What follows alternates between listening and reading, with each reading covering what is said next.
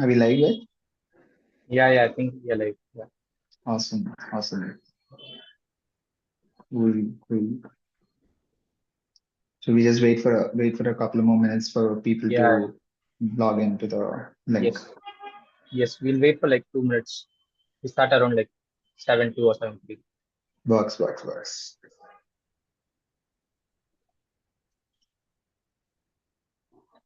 I see a few people have started to join in. Yeah, So participants have access to chat, right? yes, they do. Yes. Oh,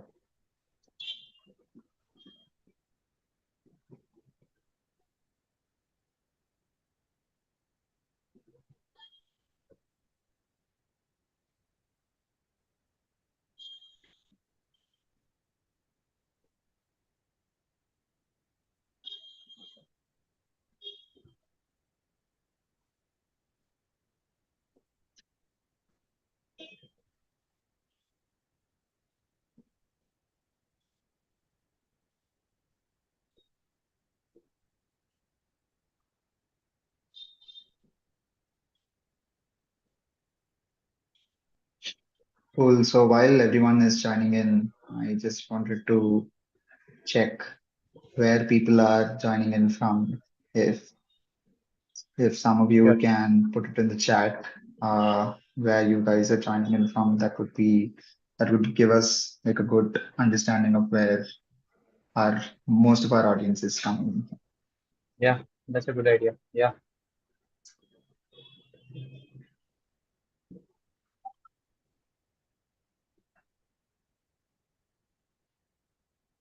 go ahead. Use that comment section, guys.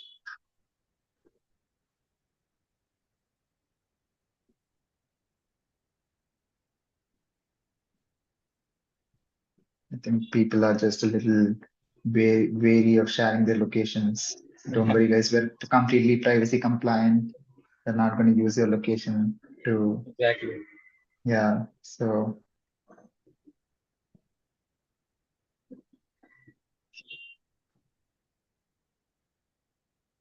Shall we start, Ajay? Or you want to wait for another few minutes? yeah, let's wait for a couple of more minutes. I just see like folks are trickling in. We'll start in a couple of more minutes. Sure.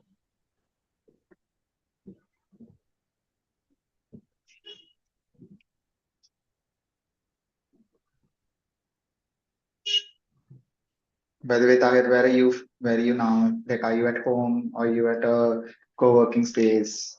No, I work from home itself, Ajay. Okay, okay, okay. Nice. And I should have Are you guessed are you on are you at the, the office? yeah, I'm at the office here in HSR, Bangalore. So, So, yes, I just recently moved to Bangalore a couple of weeks ago, sorry, a couple of months ago. nice. So, been been going good so far. Awesome. You guys have an office in Chennai?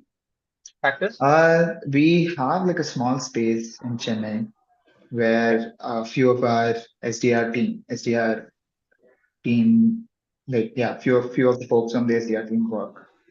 So it's not an Okay. off complete full blown office. It's just like a leased co-working space, like a room in a co-working Yeah, space, understandable. Yeah. a cabin. Yeah. Cool. Yeah, I think we should get started, right? Like it's been Yeah. quite a while. Like Yes. we'll get started with the intros and then Yeah. we'll get into the content. Yes. Yes, Ajay. So, hi, everyone. Thanks for joining us on another webinar. And also, thank you to Ajay for accepting a guest speaker invitation. I'm excited for two good things for this webinar. One is obviously being the host for the first time. And the second reason is the topic of the webinar, which holds like so much relevance and importance for SaaS businesses today. So without much ado, let me introduce myself. My name is Tahir. I'm a senior growth marketer at Revv Growth, a B2B SaaS agency. We work with companies like Hasura, Atlin, Vimo.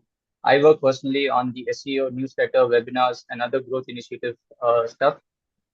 We will have this webinar published on our site, LinkedIn pages, and for your future references, basically. Feel free to use the Q&A section for any questions. Ajay will have them answered in the second half of the webinar, most probably.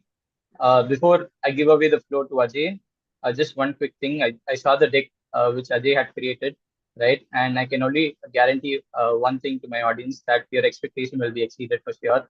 So take it away, Ajay. Yeah, thanks for the hype, man. And oh, I didn't know this was your first time hosting. You Yes, should you should be at the end of the yeah, at the end of the webinar, we should probably ask you to share how has been your experience hosting first time, sure. and probably make you do something that you normally wouldn't do on a video call. So Sure, nice Ajay. man, nice, awesome. I'm really happy that Karthik and you guys invited me to be a guest speaker. Been really super excited for this day.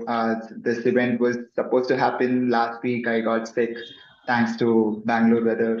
Uh, and yeah, so thank you so much for everyone who registered for the event, who was expecting this event to happen last week, but held on to hope that it will happen this week. So thanks everyone for joining in.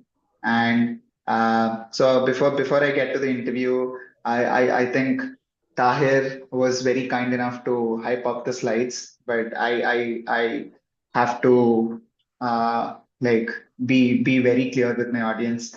It's not going to be very actionable. It's more of high level stuff. I'm someone who believes that the answer to any problem is always it depends. So I'm going to give you some high level narrative, generic information. It's not going to be too generic. I'm not going to be talking about fluff, but rather sharing my ideas on terms of how to approach demand gen, or generally how to read how your audience is consuming your content with metrics, with the story. So all of that will be included, but it will not be 100% actionable. I would rather put it as around 25 to 30% actionable. So any specific questions you have, please feel free to put it on the chat. If I can't answer it in the webinar, I'm happy to take it offline. We can have a chat on LinkedIn or on a call. So yeah, that's pretty much the context about the deck. About myself, I am so obviously everyone knows my name. I'm Ajay. I'm taking care of demand gen at Factors.ai. It's been a year since I joined Factors. Before Factors, I had the wonderful opportunity to work with folks like Sharon, Vikram, Mithrin at ChargeBee. That's when I started my SaaS career in 2019. So the entire team in ChargeBee, like just a huge shout out to them, like bunch of brilliant folks getting together. I think a lot of miracles happen with the right culture, with the right people. So grateful for that. Yeah, that's pretty much my intro. I don't want to get sentimental on the webinar, so I think we can just get started Yeah, on the slides. sure. So I'm gonna do the cliche thing of checking with everyone. Can you see my screen? Yes, So Ajay. awesome. Thanks, Tahir, for the confirmation. So yes, not gonna talk about the topic itself, but in general agenda, I'm gonna start with what are the common challenges that's plaguing B2B buyers and vendors in general, and how do you as a marketer understand or gauge your buyer's interest, and then get into how do you use that behavior and the signals that your buyer is is leaving across your website, across your brand, on LinkedIn, on G2, on a bunch of other channels. How do you use that to understand what is important to them? And how do you track and measure your entire go-to-market motion to ensure that you're providing a very smooth experience for your buyer? So this is roughly the agenda for today. I'm going to get into so I'm going to start off with a story about a typical B2B buying experience. So this is more of a anecdote about, so one of our customers at Factors, They're a huge cybersecurity company. They were trying to prospect Apple, and one of the AEs whose target account was Apple, like specifically the infosec team at Apple. He was giving like he was doing a bunch of cold calls, cold emails, usual outbound stuff, reaching out to his demand, his buying center on LinkedIn, trying to reach out to them across all touch points. And after 3 to 4 attempts, luckily he got a break. One of the POCs replied and expressed an interest in terms of understanding more about the product. So why I'm sharing this information is, so for the AE, the information that he had was more or less about the company, whatever that's information that was there in the CRM, whatever reach out he was doing, whatever research he was doing was the context that he had. But when we slightly zoom out, we know that is not the buyer's journey, or that's not the only interaction that the buyer will have with a brand. It's not just they don't just interact with the sales team, but rather they do a bunch of research on their own. They go on your website, they search for, they do Google search, they search for alternatives on G2 and other review sites. So there's a lot of research that happens on the buyer's end before they come on to the call or get interested about the product. So in this particular case for our customer, what has happened was, before they agreed to get on the demo call, there has been the Apple's POC, the buying center at Apple for this InfoSec product has been engaging with this brand on LinkedIn for the past 8 months. And they've been researching on G2 for the past 5 months.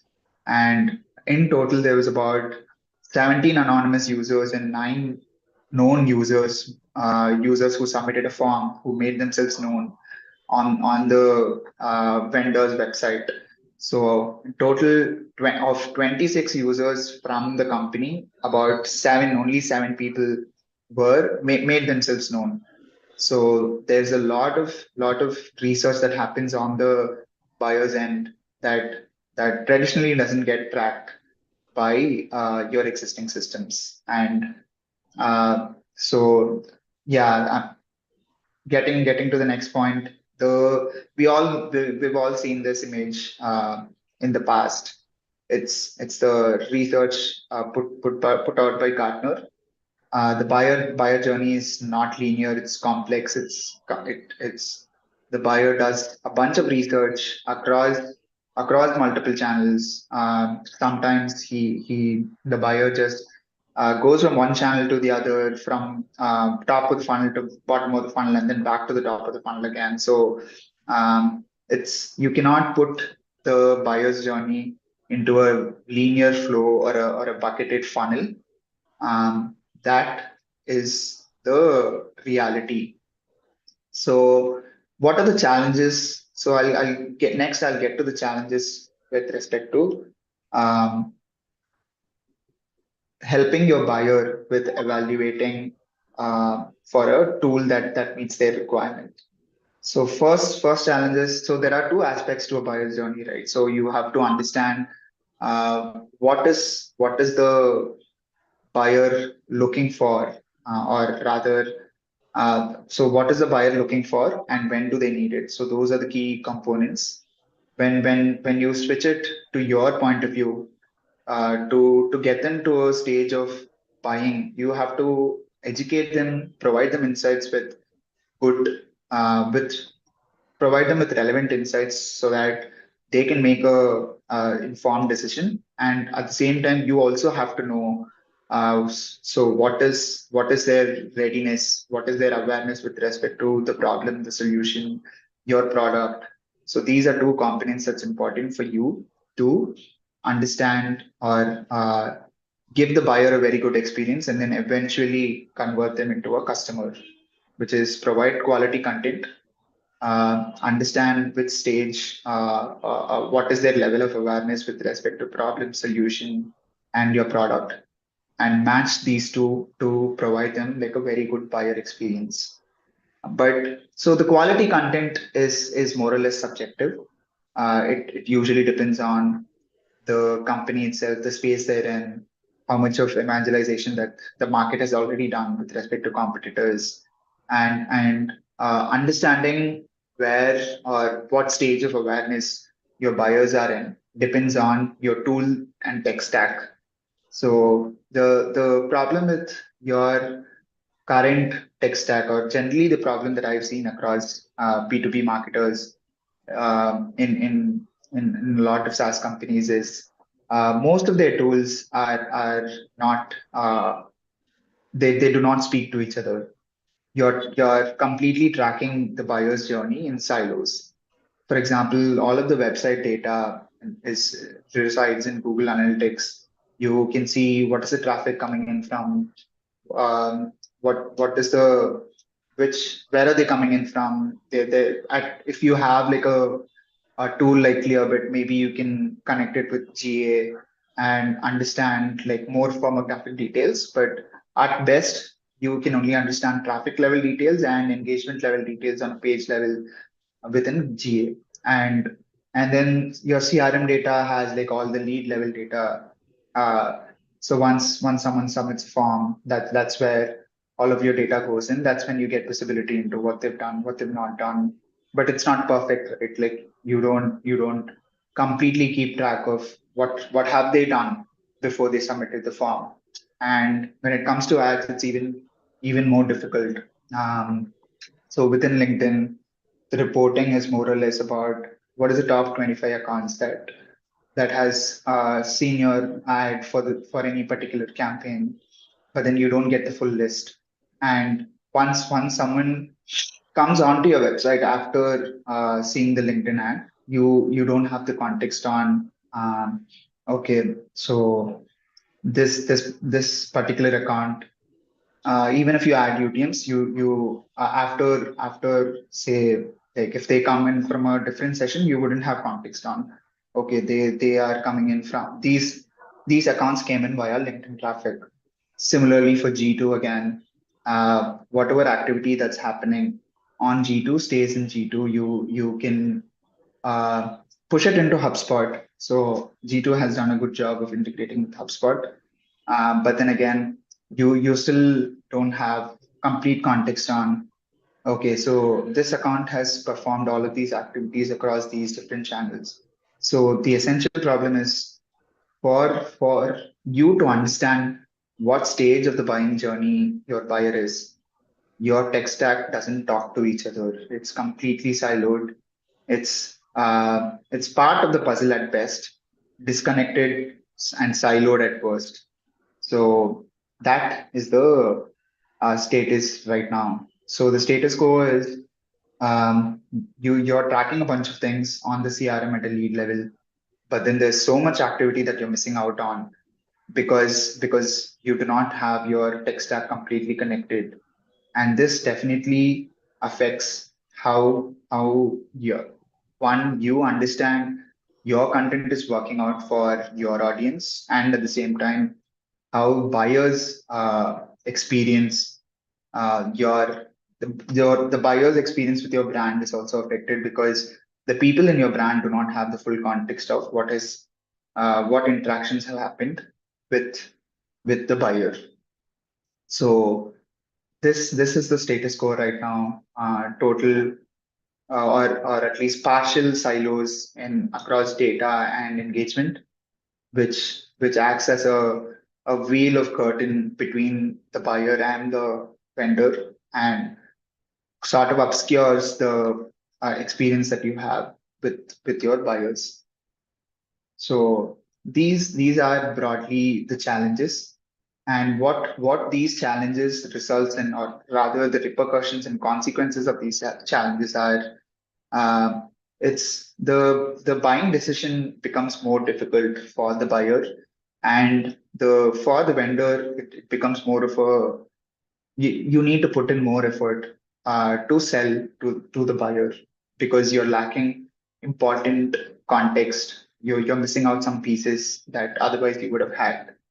So for buyers, they right now, especially in this economic climate, they have like high personal stakes. Sometimes whenever they're doing like a very expensive tool evaluation, it's their personal responsibility to ensure that they get the ROI from the tool. So the more expensive your tool is, the higher the risk for the champion or the buyer in your ICPs in your ICP.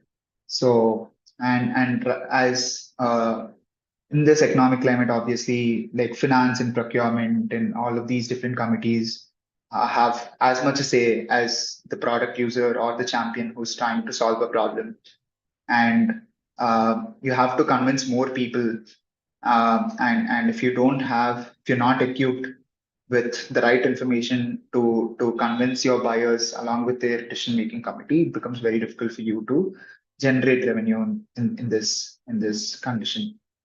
Indecision bias and status quo bias is more of people people are right now more afraid of making a decision, of making a wrong choice that would in a sense come back and bite them. So they would rather not solve the problem or take a chance on like say a tool that might make their lives easier, just because they do not have complete information on what is if what does this tool do? How can the tool help your buyer, or how can the tool help them better solve their problems? So that is another pain for the buyer. Indecision bias is right now the space is so crowded.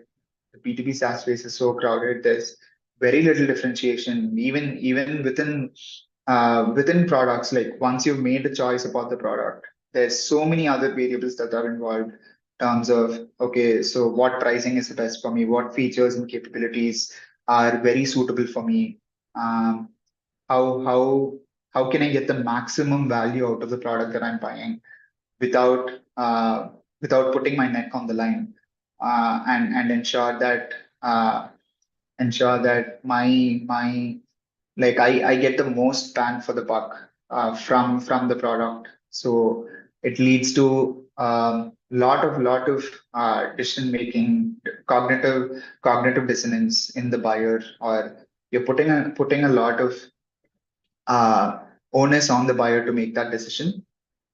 So all of this is a consequence of you not knowing, as a vendor, you not knowing what is important to the buyer. So this is the current landscape. These are the challenges and the repercussions because of the challenges that you're facing.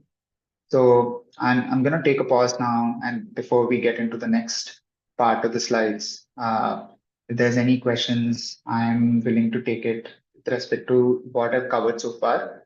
Otherwise, I can also go ahead.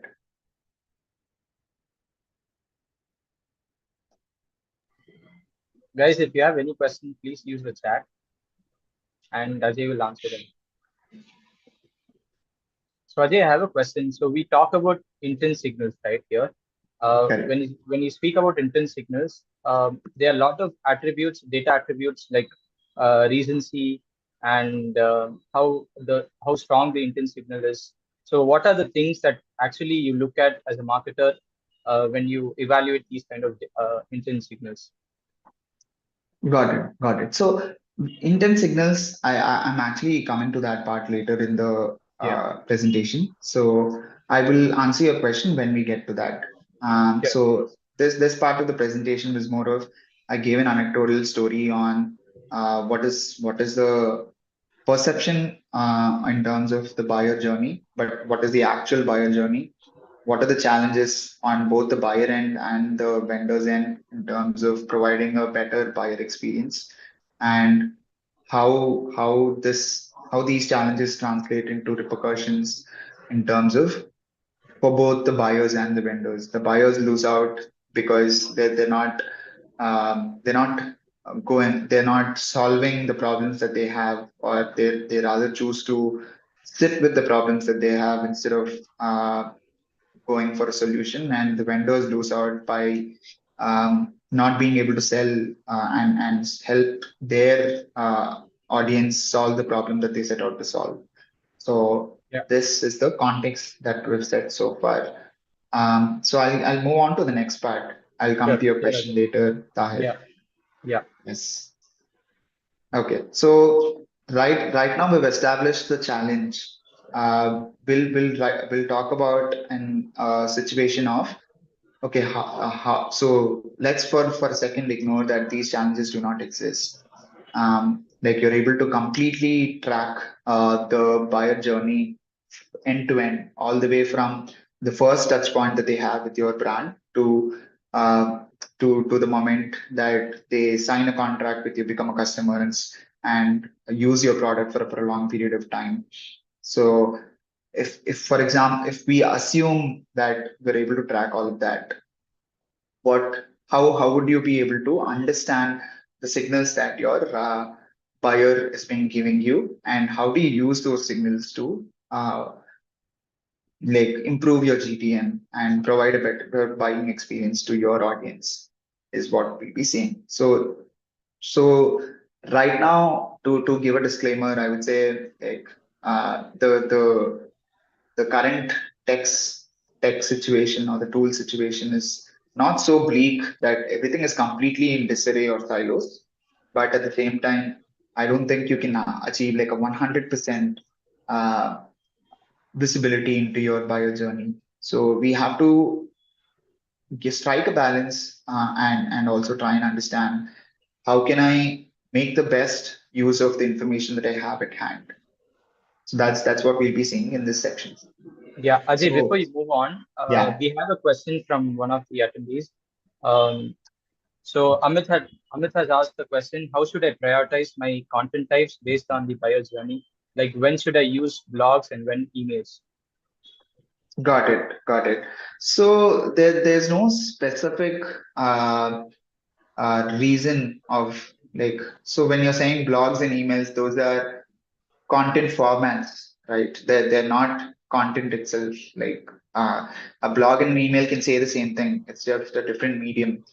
Yeah. So I'll also get to the part where how do you align what sort of content that you should align based on different buckets of the buyer journey. I'm going to use the problem awareness, solution awareness, product awareness funnel to explain how you'll be mapping your content to the buyer journey itself. But yes, thanks, Amit, for that question. That is a good question. I'll be covering it in a couple of slides. So Sure. Sure. I think people are getting a little patient. They've been asking more questions. I mean, it's a good thing that they're asking questions, but I feel like relevant questions that they're asking, I'm going to be covering in the next few slides. So I think that is a cue for me to pick up the pace. So Yeah. thanks everyone. So coming back to the presentation, decoding buyer behavior. So if thinking about it from a fundamental principle standpoint, you have to understand. Um, so initially, I mentioned that you have to understand where the buyer is in terms of the buyer journey, and at the same time provide them with relevant content, right? So to understand that, first you have to have like a structure for giving the buyer necessary content according to a buyer journey. So this is the hypothesis that you set out with. Um, and to understand that hypothesis you have to know okay like to understand if the hypothesis is working you have to know okay what are they engaging with, how are they engaging with, and who exactly is engaging with your content. Is the people who are engaging are the people who are engaging with your content relevant to you, relevant to your business, relevant to the problem you solve. So these are some things that you should look into to test out your hypothesis. So when you think about these questions, you will start to understand. Sorry, yeah. So when you think about these questions, some of these things you can already measure using your existing tech stack. For example, when someone downloaded an ebook, you'll definitely know if it was a gated ebook, you would have gotten a form submission and you would know that this person has downloaded an ebook.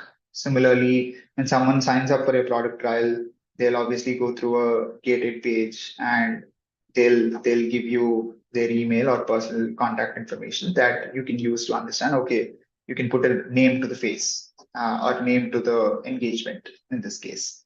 But and even the others in terms of web pages, um, and other touch points. Some of these are you can still track them inside your CRM, but it's contingent more on them revealing themselves by submitting a form. Some of them are not pretty straightforward. For example, someone interacted with your LinkedIn ad, unless uh, unless they come to you and say that I discovered you by looking at a LinkedIn ad, you wouldn't know. So you have to be if so you have to have the tech stack to track all of these different engagements across different channels. So that's where factors also comes in. But if I keep aside the problem of tech stack, but if you can assume that you can track all of this, um, these are cues that your buyers are giving in terms of what's important to them, right? So the next thing that you do is you try to consolidate these you try to sift through these buyer signals and try to understand, okay, what is important to my buyers, what are they trying to tell me, what is a priority to them. So you bucket them into, say, okay, they came in from a search competitor ad. They've been uh, going through my competitor pages for more than 30 seconds. They've been looking through alternatives for more than a while now, for a couple of months. So we know that they are actually considering competitors and alternatives. So they are aware of the market landscape. They are also aware of the problem, the solution, and they're trying to understand more about your product. Similarly, once you're able to tie the thread between, okay, they viewed a LinkedIn ad, downloaded an ebook, are being very active in terms of consuming content on your blogs, they're looking at your customer case studies, they're engaging with your customers on LinkedIn. So all of this is cues that you can keep in, like you have to track to understand, okay, what is important to each of my buyers. So the once you pick this up, you'll be able to understand. Okay, so what are the alternatives that they're considering against, and you'll be able to use that information as, okay, so this is how I'm better than my alternatives, and you don't have to wait until you speak with your buyer to kind of get that information. So you can already tell them that, okay, I noticed that you've been evaluating us against these competitors. This is how we fare better. This is how this is what our competitors are good at. Maybe this is where this is how we can specifically help you better than our competitors. And based on their engagement with respect to your website, on your product pages, solution pages, you can understand what problem are they actually trying to solve, uh, and what is the specific persona that resonates well with them in terms of, okay, are they for example, for factors, we mostly sell to marketers, especially demand gen marketers, and to some extent salespeople. So when I know that someone from the company is looking at, say, testimonials by marketers, head of marketing, especially in terms of intent-based use cases. I know that they're trying to increase their pipeline by using a tool like a de-anonymization tool. They want to tap into that intent data, provide a better buying experience, and tap into that additional channel. So that is additional information for me to personalize the buyer experience. And based on whether they're looking at the pricing page, there's security pages, GDPR compliance, all of that, you will be able to understand what stage they are in terms of their evaluation. Are they in early stages? If they are looking at your how-to blogs or generally uh, problem related blogs and content. They are more or less right now discovering the problem. They are trying to see if they have the problem, and try to see, okay, is there a way for me to fix it? Is this a problem? Is this like a pressing problem for me, or is this something that I can deal with for the time being? And if they're looking at all of the compliance related details, they probably are in the later stages of evaluation, and are looking to buy very quickly. So the intent is very high. The timeline is probably in the next couple of months, depending upon what is your product, what is your sales cycle. So these are all valuable information that you can get based on just the engagement that your buyers and prospects are having across all of these different channels. So this is so this the in the second section we talked about, okay, how do we parse the engagement that the buyers are doing with our brand, and how do we understand what's important for the buyers? But insights and understanding alone doesn't really get you to revenue. So we get to the next part of, okay, what actions do you take based on the information that you gained from these buyer engagement signals? Any questions so far? I'm going to take a pause again before I get into the next section.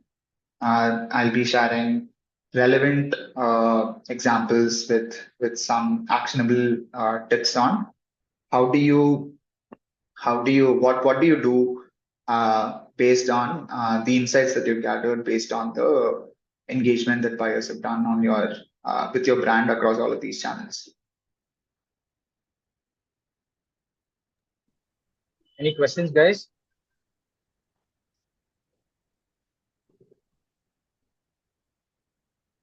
Got it. So I think Yeah, we people can are very continue. clear. Yeah. Yes. So yeah. First, this comes to more or less Amit's question on how do you map your content to your buyer's journey? And so this is the hypothesis that I was talking about. And of course you can't have like a perfect picture of your buyer's journey. That is just not possible. But you can start off with a hypothesis by breaking down the funnel broadly into, okay, people are unaware about my product or problem. Then people are aware about the problem. Then they are solution aware, product aware, and then most aware. So if you try to align your content according to these buyer stages, you'll be able to understand. So for the problem unaware, so for the unaware part of the audience, you have to uh, create very high level content to address the status quo, promote your unique point of view. This is something that our competitors, Hockey Stack, does really well. Even though there are competitors, like it's good to acknowledge uh, when you see good marketing, and this is something that we're trying to do right now with a lot of content around. Okay, so what is the existing problem that all B2B SaaS marketers are finding? So, for example, this presentation itself is addressing the status quo and promoting our unique point of view, where we're talking about buyer signals. And then you get to problem where you create content related to, okay, you need to address educate the market about what are the pains, and what do they stand to gain by solving these pains. You need to tell them about the problem, why this is a problem, and what is the benefit of solving this problem. And then once you've educated them about the problem itself, you get into the solution part, where you can talk more about success stories, use cases, specific capabilities that help you solve the problems that your audience has. And then product part, it's more of sharing product use cases. You talk about, like, once they're product aware, once they understand what your product does, and they actually have a need. You differentiate by saying, okay, how am I different from my competitors? What are my service capabilities? Like, how is my customer success 24/5, 24/7? Like how do I differentiate myself based on my service capabilities, which is am I the fastest? Like you can go live with the product within like say a week. There is minimal setup time. The pricing is very competitive. Um, so these are service related capabilities. Once you get people to a level of product awareness, you can talk about, and this is mostly when people are already in the sales funnel or marketing funnel to start off with. This is how I would structure my funnel and cater the content to this funnel. So this is of course a hypothesis, and you have to kind of measure and verify your hypothesis continuously. So we'll cover that last part at the end of the presentation. I see there are a couple of questions in the chat. Yes, there's a question from Mehak. Uh, the question is, I see that good open rates to my email campaigns, even good CTA button clicks, but when they land to the website, they don't fill the form. Why? Got it. So again, if you think about this in terms of a funnel, right? Uh, Open rates, click rates, and then people visiting the website and then they submitting the form. You have to understand why they're not submitting the form. It can be that either the content on the landing page is not relevant to them. They might not. It might not be an urgent need for them to submit the form, or they might not have enough information about uh, why they should submit a form. So you have to dig deeper into the data to understand why the drop off is happening, and until you do that, you wouldn't have context on why this is happening. So I like I since I do not have enough context on your product, your business, I won't be able to give you like very specific advice. But if you think that you need help with diagnosing that, I could probably chat with you offline. Like you can reach out to me on LinkedIn. So yeah,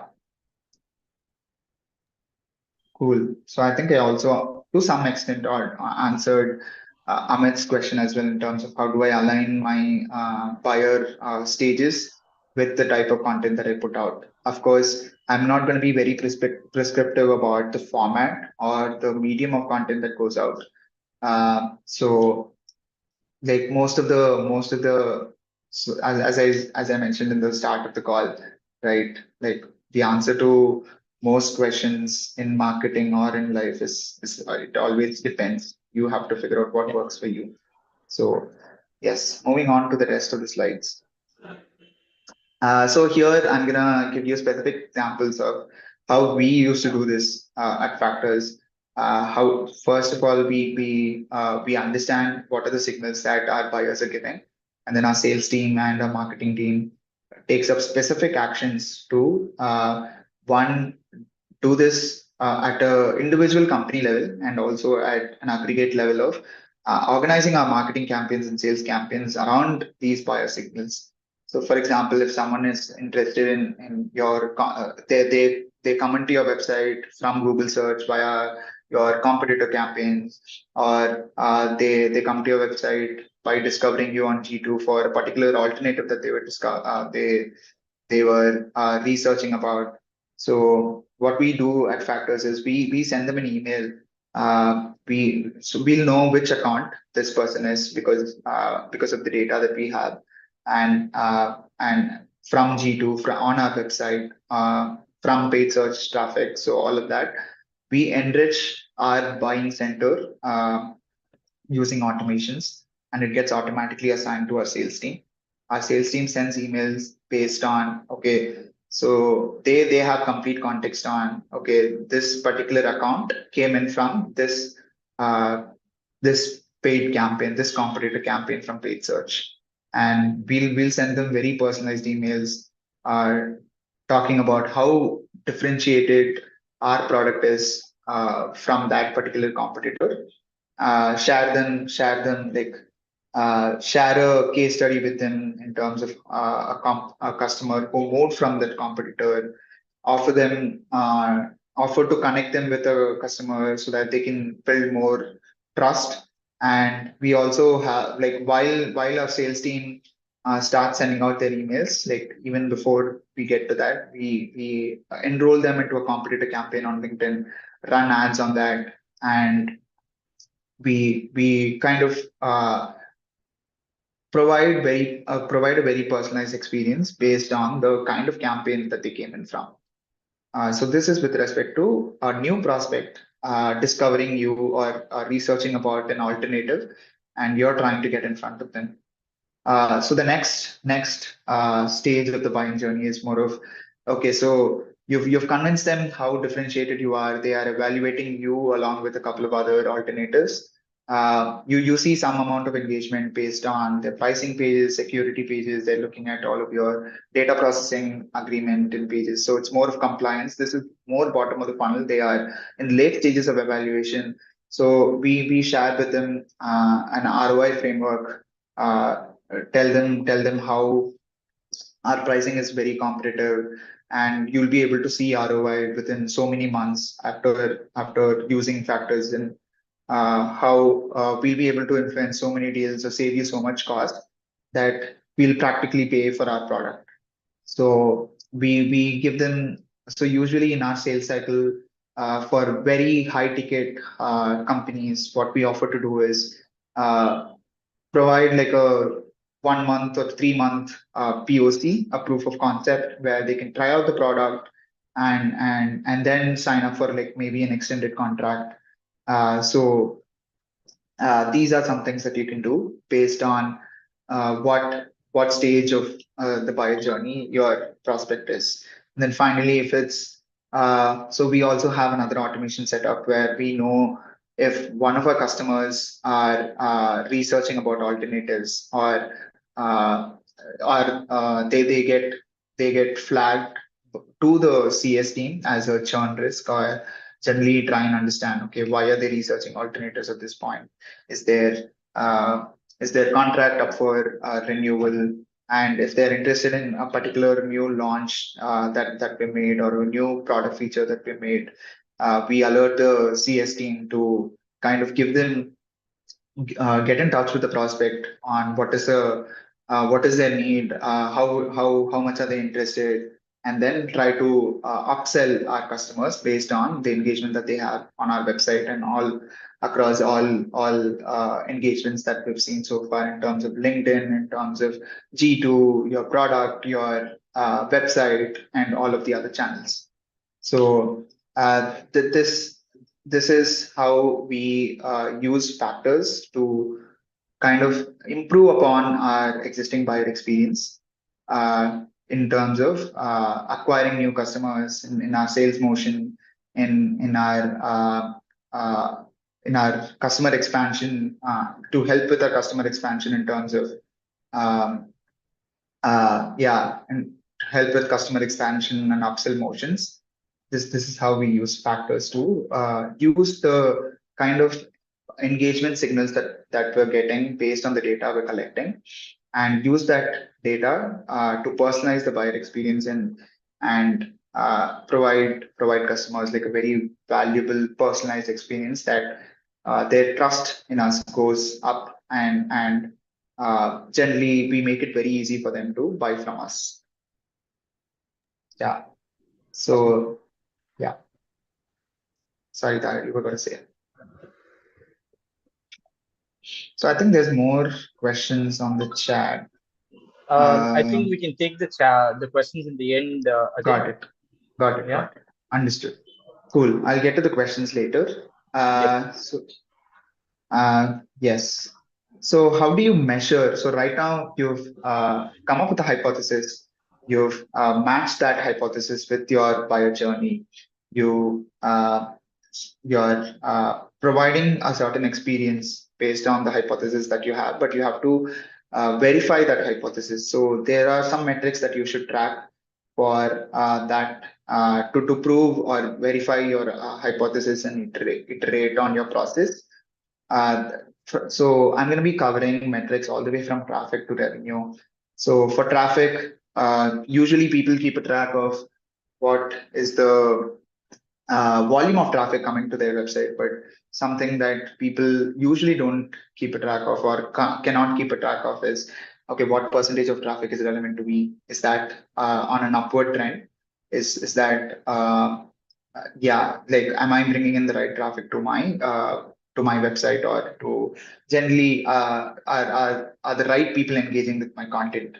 And then what is the sort of engagement? Like, how much time are they spending based on blogs, based on certain landing pages? What is the depth to which they're consuming the content? Who is actually coming onto my website based on whether they're a known persona, unknown persona, and then you actually get to the funnel conversions part. Okay, how do I break down my funnel from all the way from traffic to revenue at each and every single point? Whether if it's like paid search, it's more or less straightforward. It's going to be impressions, clicks, traffic, and then form submissions, and then NQL later on until revenue. But if it's like organic or direct, how do I do the same for that? How do I break down the funnel for, say, traffic coming in from LinkedIn or traffic coming in for G2, or how do I understand the interplay between all of these different channels? Like, okay, what is more relevant? Like, is people discovering me on G2, then coming onto my website, and then engaging with my brand on LinkedIn? How is that important? So all of this, and finally, of course, what is the dollar impact for all of the marketing activities across channels, across different types of content? It's important to keep track of all of this.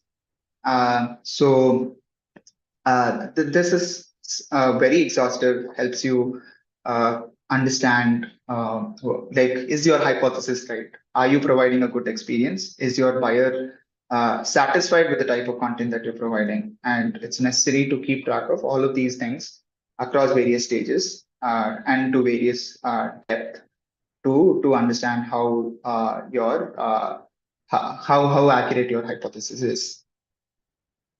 Yeah, generally, so once you are verifying your hypothesis, you have to also to provide your buyers with a better experience. You have to prioritize your buyers in the first place. You can't treat everyone the same. And I use like a very I use like a very simple framework called FIRE. I look at fitness, intent, recency, and engagement to understand, okay, how much far along are they in their how much intent do they have? What is their propensity to buy? How much how serious are they about buying a tool? Or how much is the what is the extent to which the problem that they're facing? So fitness is mostly firmographics and persona level details. Intent is more about, okay, did they come in from a paid search channel looking for software, or are they coming in from an organic channel looking to solve, like, how to do a specific top of the funnel query? Recency is more about, okay, did this happen in the last 7 days, or did this happen in the last 6 months? Like, there has been no activity. Engagement is what type of content that are they engaging with. So these are some metrics that I look into to understand how do I prioritize my buyers and help my sales team get on top of high intent buyers and not treat everyone the same. So yeah, more or less we come to the end of the presentation. So we like, I have specific metrics to track for each channel, but that would be a separate presentation or a webinar on its own. So if anybody has any questions on how to diagnose each channel or each funnel separately, I can do a separate series on LinkedIn or have a one-on-one chat with them. But overall, summarizing the deck, summarizing what we've discussed so far, it's important to have complete or a near complete visibility into what your buyer is doing. Understand what is the engagement signify, what are the what's understand what's important to your buyer, and then use those insights to personalize the buyer experience to your so that it's much easier for the buyer to make a decision, and at the same time it's much easier for you to sell to the buyer. Awesome. Thanks for those insights, Ajay. Lovely. We'll quickly take the questions now. 100%. Yes. I will stop sharing right now. And Yeah. yeah, So so I I'll think there just, was a follow-up question from Mehak. She's asking, should our ROI calculator be public on the website or should be shared personally? so it depends on the objective. I would say it's easier if you have the ROI calculator public on the website, but it can also go either ways. Sometimes the if the ROI is very favorable to your product, people like that's one less worry for the buyer. But if it's like if your ROI only works out in very specific cases, it's better to tailor the ROI calculator in a sales conversation directly with the buyer rather than uh, keeping it public. So it depends on your product, who your audience is, what is their budget, what is the problem that you're solving, what is the importance of that problem. Like, is it like a good to have product or like a must have? I will not be able to do my job without this product. So it depends on a lot of factors. But usually, I would say ROI calculator, it's better served as an internal tool, especially when you're dealing with high ticket enterprise businesses, rather than have it publicly on your website. Awesome. I hope Mehak got her answer. So there was some questions from the signups as well. So these are, I know you would say the answer for these are, it depends, but I'm anyways going to ask you the question. Sure, sure, So sure. for a SaaS company, what content formats like blog posts, case study, webinars tend to bring in the best leads? Any tips on how to choose the right ones? Got it. Blog posts, webinars. Okay, so um, it's not about either or. You have to diversify in a bunch of content. For example, if you're focusing on organic as a channel, specifically organic search, you have to invest in a lot of blogs, and even within blogs it's going to be top of the funnel, middle of the funnel, bottom of the funnel. You start out by investing in bottom of the funnel blogs and then move upwards into the funnel, go to middle of the funnel and then top of the funnel, because top of the funnel will bring in a lot of volume but will not give you high quality or people who move down the funnel quickly. And similarly, bottom of the funnel will give you high quality traffic, but it'll be very small. The pool will be very small, and you'll quickly exhaust um, your bottom of the funnel content. Similarly, webinars are so the way you should think about content is you have to, if you think about it from a fundamental standpoint, your content should educate, entertain, and then you have to, it should have good recall.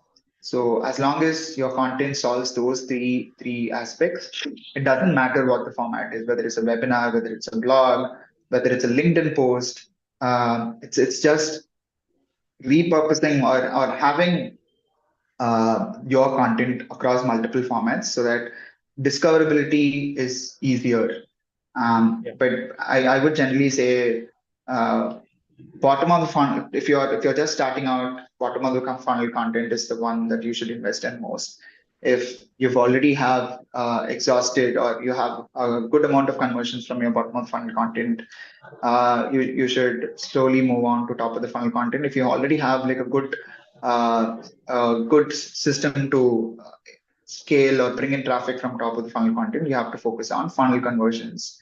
Whatever content helps in those Yeah. to help you solve those objectives. Yeah. We'll take one more question before we close for the evening. Your recommendation for MoFo content, I can Google it, but just wanted to know your thoughts, like content types. Got it. Got it. So in terms of MoFo content, I'm generally someone who is more biased towards getting quick uh, resolutions. I do not want to read through a wall of text on a blog or a PDF ebook. I'm not a fan of ebooks. So I usually go with short video content that gets to the point very quick, gives the buyer or your audience context on how they can use whatever insight that you're trying to tell them, like for in their life. So it has to be actionable, valuable to the prospect. So I would usually go with short video clips, um, that educate and entertain the buyer. Maybe you post them on LinkedIn, you run ads on them, or you just generally send it to your audience via email. So the way you distribute it is not important. I'm more biased towards short video format type of content. So yeah, that's what I would suggest you invest in. Yeah. I hope Chris got his answer. So, any closing lines before we close for the evening, Ajay? No closing lines from me. I think I've had like a brilliant experience, like generally preparing for this webinar, working with you to like get all of these insights to the audience. I hope the audience didn't get annoyed by like because I always tell that the answer is always depends. So I hope that you don't get annoyed if you need specific diagnosis or specific feedback on anything that you're doing. I'm willing to have like a one-on-one chat with you. Sure. So yes, and I think this is the conclusion of your very first webinar, Tahir. So how do you feel? Yeah. Uh, Awesome. what I is your feel awesome, Ajay. experience? Yeah. It was great insights you shared on buyer personas, intent signals. I'm sure, like me, everyone who attended this webinar got something in return, right? So before closing off for the evening, I would like to extend my heartfelt thank you to Ajay, Factor.ai, and also Revv Growth for making this webinar happen. Um, yeah, Yeah. So yeah, I would like to say the same. Like, thank you so much, Tahir, and also Karthik for making this happen. Brilliant. Thank you for everyone behind the scenes trying to make the webinar happen in terms of operations. Thank you everyone for signing up for the webinar. I hope I didn't disappoint. And yes, like really had fun conversation. I think I'll definitely get a lot of DMs. Uh, Hopefully not angry DMs saying, "Bro, this was not even helpful." But yes, awesome, Ajay. So we hope to come up with another exciting webinar with another exciting topic. So until then, good night, guys. Take care. awesome team. Good night. Thank Good you. night. Bye bye. Bye, Ajay. Bye bye. Bye, Tahir.